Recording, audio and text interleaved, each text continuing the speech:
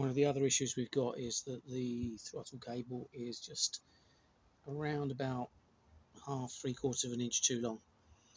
So too much slack in it, not enough to take it up on the thread. So what I'm going to do is just unsweat that end, or at least chop it off, and sweat a new end onto the end of it.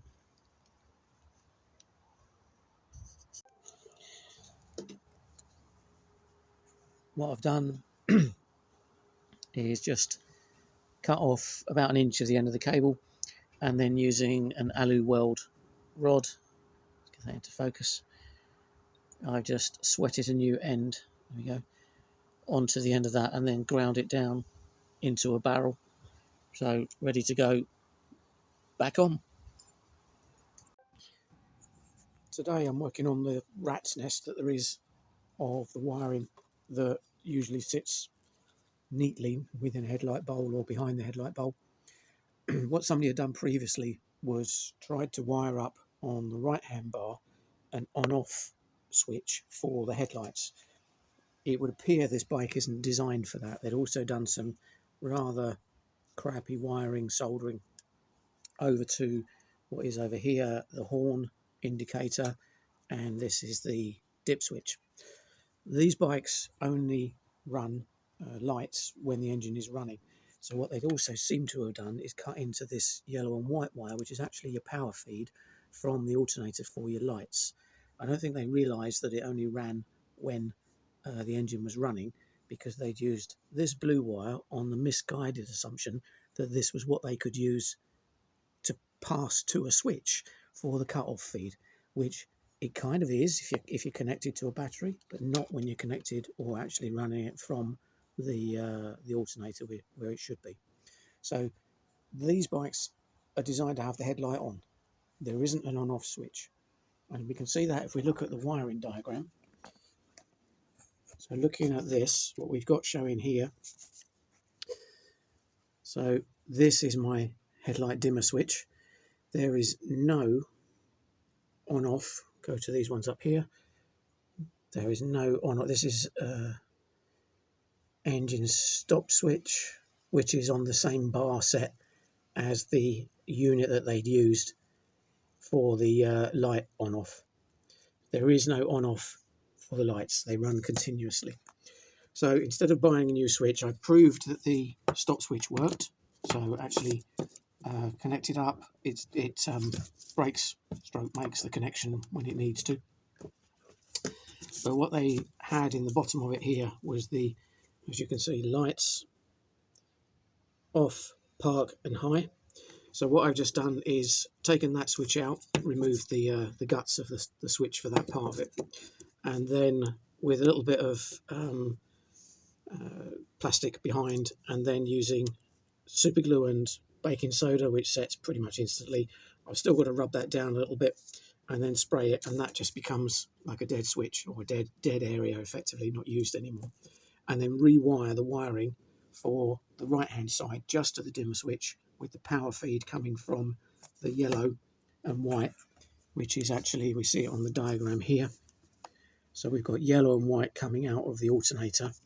Let's see if we can track it upwards to here, which runs across to here and becomes a white wire going into my headlight dimmer switch.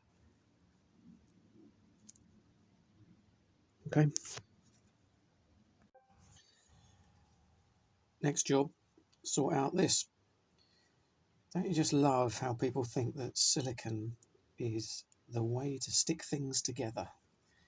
Look at this. And then the seam. It's just, kind of, you do wonder about people's mindset and how they think things work in life. This is disgusting.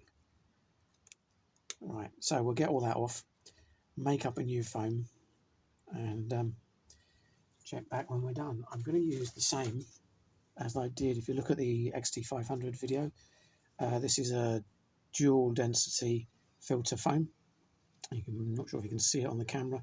There is a slightly more porous side to the foam, and this side isn't, and it'll wrap round with the more porous side to the outside. So we'll cut a length of that and spray glue the ends together, slide it over the fitment.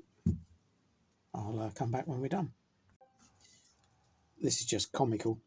I peeled off the first layer here, and underneath we've got blue. So we've got white over blue, and then some black silicone holding the rubber down, and then some grey silicone, copious amounts.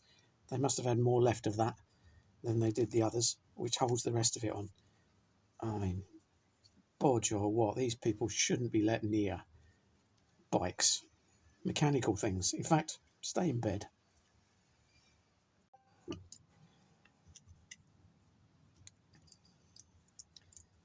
Just having to prise this off the black silicone that's holding it in place.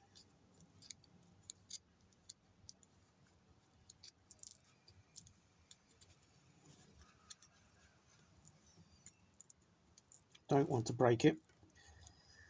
Who knows if you can find these parts again. Haven't looked. Nearly there.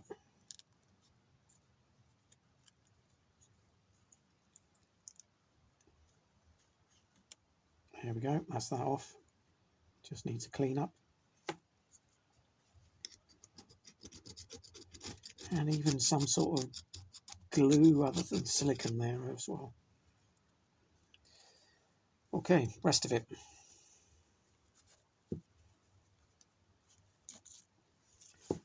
Let's just tear this off. How they've done this. Oh, they've even stitched it together. Got the misses out. And blue silicone all around the inside. So at some point they've tried sticking a filter to it. They've wrapped this piece of crap around it and stitched it together. And then siliconed over everything. It's surprising any air gets through.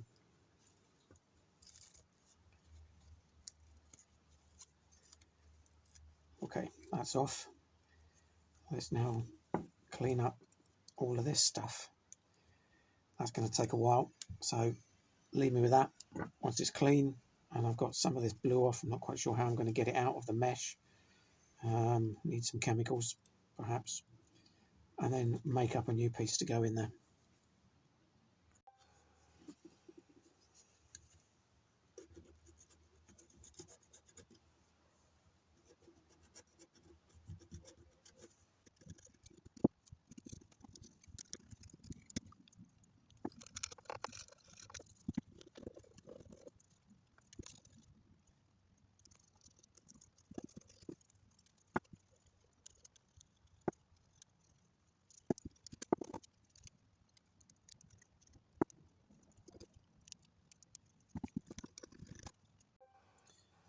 As you can see, I've got a lot of the grey and black stuff off. To get to the blue, some of it has come out from the mesh, but that's going to be kind of well hooked in there. So I've got a little bath of brake fluid going on here, and the girlfriend's toothbrush, which we'll put back later. But it seems to be softening this blue, and we'll see if we can either start peeling it out or if it starts coming off as I brush it. A few bits have already, so it is starting to get a little bit looser. Yeah, so there we go. Yeah, so some of that thicker stuff might take a bit longer for it to get through to kind of filter through to where it's ingrained into the mesh. But who does this? I mean, what a moron. So, if you're the previous owner of this bike, XL185, which we've imported into the UK, you probably know who you are if you see this video. But, Christ mate, don't give up the day job if you've got one. I moved on to using a small steel wire brush. This is the one the girlfriend uses to clean her hooves. So She only does that every couple of weeks, so she won't miss it. But it is working better than the toothbrush, obviously, because it's more abrasive. And we just need to work into those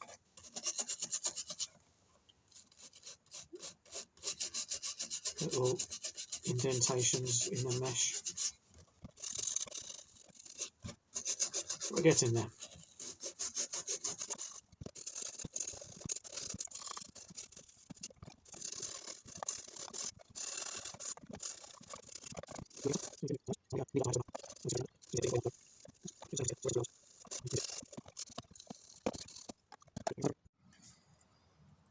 Right, the filter holder mesh is now as much clean as I can get it. I've got most of the blue silicone out. There's still a few little bits around the outside, but that's kind of just on the edges of the mesh. You can still see through it when you shine a light on those bits, so air should be able to get through that now. So the next thing is to cut out a new filter for it, which, as I explained earlier, it's this double density, slightly more fine and coarse foam. So I just need the width of it. Let's get that there roughly with a ruler. So just inside, so there. And then slice this. Just going to use a scalpel for this, kind of the easiest way. Nice straight cut rather than scissors. There we go, done. And that's, yeah, pretty much a good fit around there. So now let's just get a bit of cut it off, a bit of spray glue. I'm not going to make it too tight because when I fit it, I need to, after I've glued it, I need to get it over the end, or I could actually just spray it in place, a bit of spray glue on the ends, and then sit and hold it for 10 minutes while the glue goes off. It should be the other way around. Coarse material on the outside, finer material on the inside. So let's just get that cut off, and then I'll get it sprayed and glued together. So across there roughly.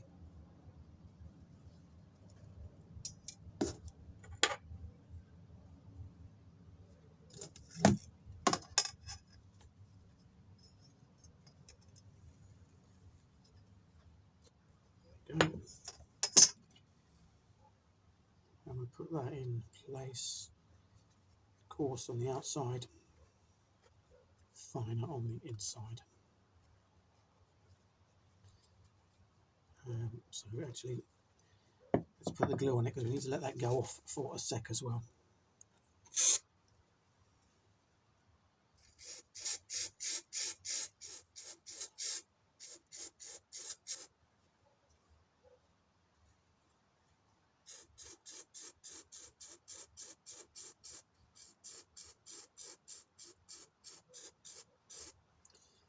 Okay, we're going to give that about 5 to 10 minutes to go off, stroke tacky, and then we'll get it wrapped around and put the ends together.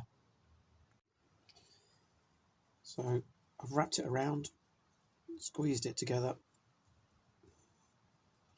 with the coarser grain on the outside, the finer on the inside, and that's it done. Still need to clean up the rubber seal. It's still got silicone all over it, but when that's done, that will fit in there and ready to go back on. So this is a similar process I did on the other video for the XT500. It's exactly the same piece of foam, same gluing, wrapping around. Simple job, and fraction of the cost. You can buy a sheet of the foam for about £5–6 as opposed to filters, which are like £10 or £11 in the UK.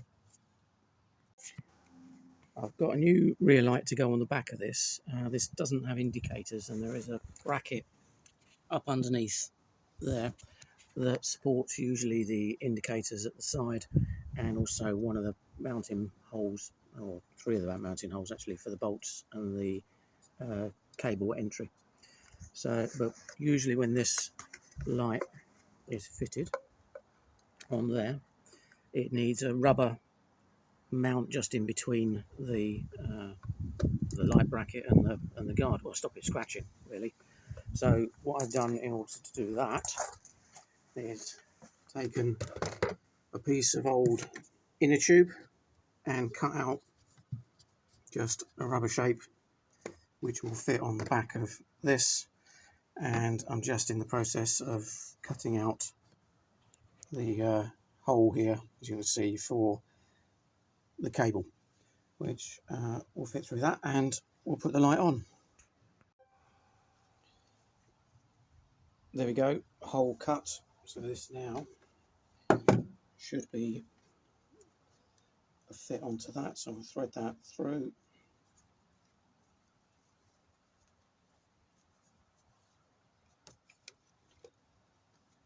And then we just need to work out where the bolt holes go. So next step, mark those up, cut out the holes. Last one.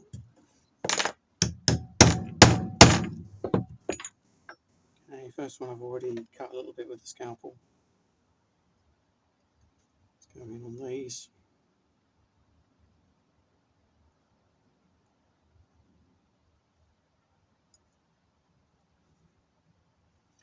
Okay.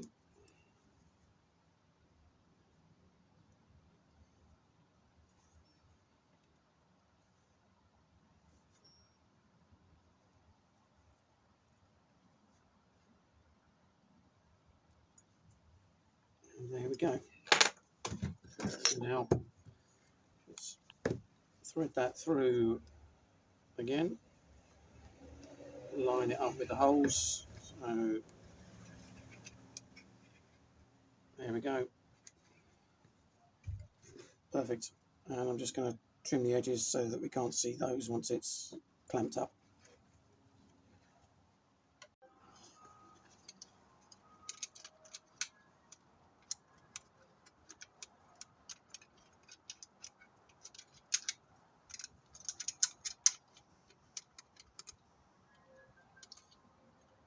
Okay. So they're just on finger tight for now. Yeah, getting there slowly. I've run the wires up under the guard and through the support clips, and they come out now next to the old main loom. And usually on these you'll find that the orange and blue are your indicators, and there's be an earth lead for those, which will be the double connector off of that green, which then leaves us with the brown and the green and yellow. So on the new wires we've got a green and yellow, so we'll go with that one into there, and then the brown into there, yep, and the green into the earth there. And we'll get a little screwdriver in there just to push those home securely. That's the rear light wired in. The speedo and rev counter on the XL185 are both broken. They work, but it's the needle, as you can see, this one on the rev counter has broken off, and the speedo I've got apart at the moment, so it's just a case of prising the bezel from behind, just a little bit at a time all round, and pop that off the face. Now, I bought these new needles reasonably cheap, but the issue is trying to match up what the hole size of the rear of that peg or spigot is for the fitment on top onto the needle. So what these are actually slightly too small. So what I've done is actually just drilled it out. This is something like a 1mm drill bit here, just by hand, just taken out a little bit ream at the middle of it, which actually made it a little bit too loose.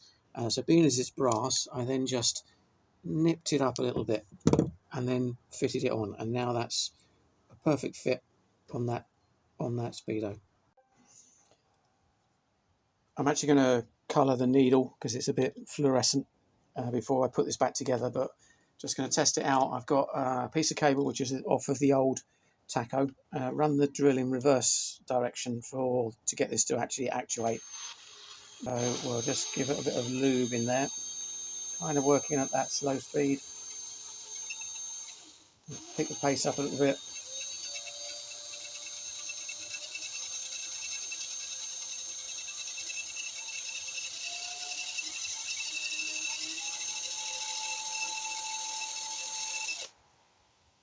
Okay, that seems to be all right, but we'll squirt some lube in there as well. Probably should be taken apart and greased, but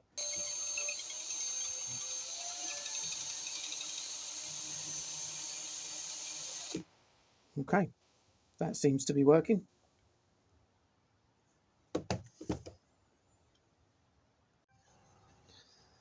After a little bit of paint mixing, a bit of experimenting, never done that before, managed to get something a lot closer to the dial than the originals were. Let me show you what the original looks like. There we go, this was an original, a bit fluorescent, but now a lot closer to what it should be. So I'll let that dry, and then we'll clamp it all up, because you need to compress it when we put the glass back in, to compress the rubber so that no water gets in through the lens. Not that it matters. If you look at the back of these, they're full of holes anyway.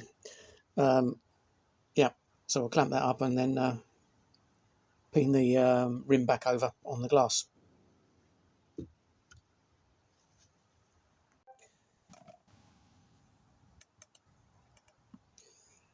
What I'm doing here now is I've got the, this is the Speedo that I had the glass off earlier. I've put a new needle onto it, giving it a bit of a clean up inside.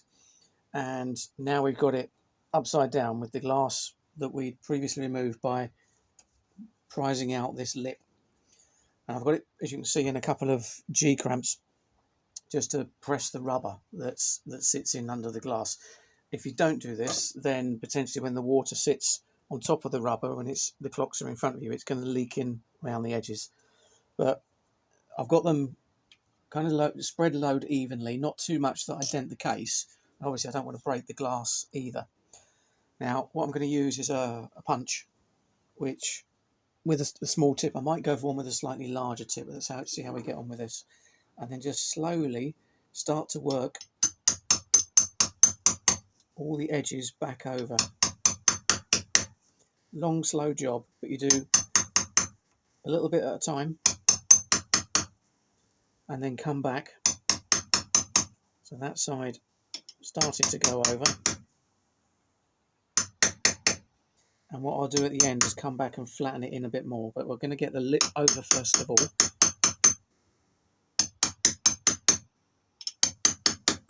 So that it at least grips it. I'm going to go around the other side now.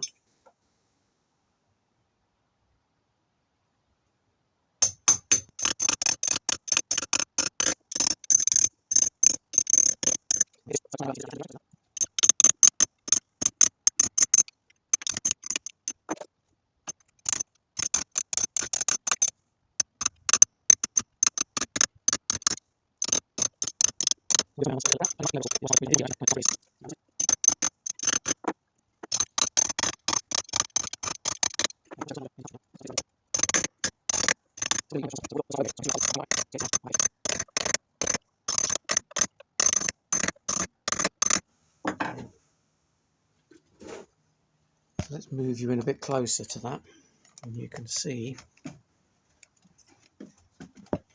that we're now getting that wrapped around the edge. So I'll continue with the rest of that, and then the last thing we'll do once I've got it all nice and finished is just a little bit of black paint to cover that up. I'll show you the finished result. There we go, that took less than 10 minutes max just to get that all crimped back over, nice and solid. It already had that dent in it when I took it apart. And there you go, needle replaced, roughly the same colour, working Speedo again. Just going to put put back together, well, the filter into the box. I'm not going to put the box back in the bike yet. I've still got some electrical work to do. But little tips. Oh, I've cleaned all of the silicone off of this that the last Muppet put all over it. But in order to put this back in there, you need to kind of make sure that the rubber sits in the right place. So just a little bit of grease helps it stick in there. So as you can see around there, little layer of grease, stick the rubber to it, and that will stay in place while I then offer it up, top that side onto there, line it up down the bottom, and push it into place. There we go, and a nut onto there.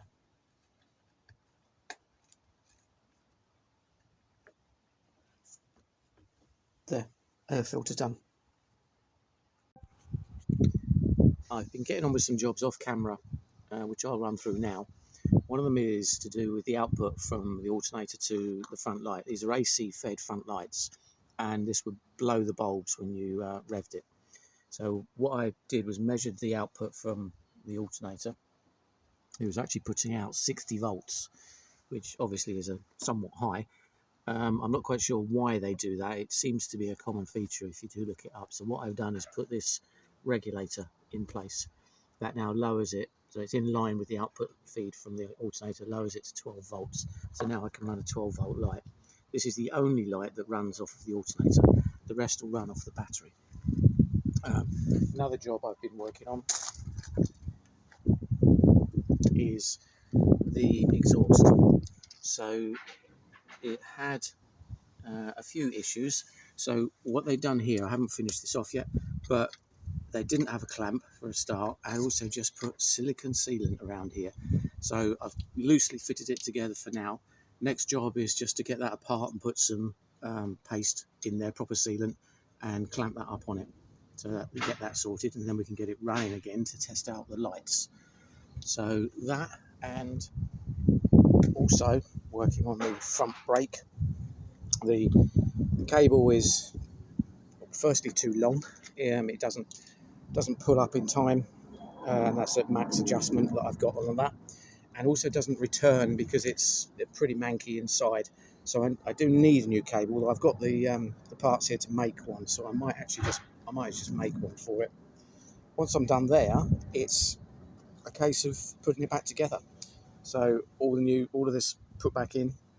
The speedo, which I covered earlier in the video, replacement, and the rev counter go back in here, and that's pretty much it. I've ordered a new because the brake switch here was broken. I've tested out all the brake switches just by making connections with little crocodile clips through it. Works the brake light fine. So aside from that, I think I'm nearly done. So what I'll do is get on with those extra jobs. I'll come back when I'm done with those.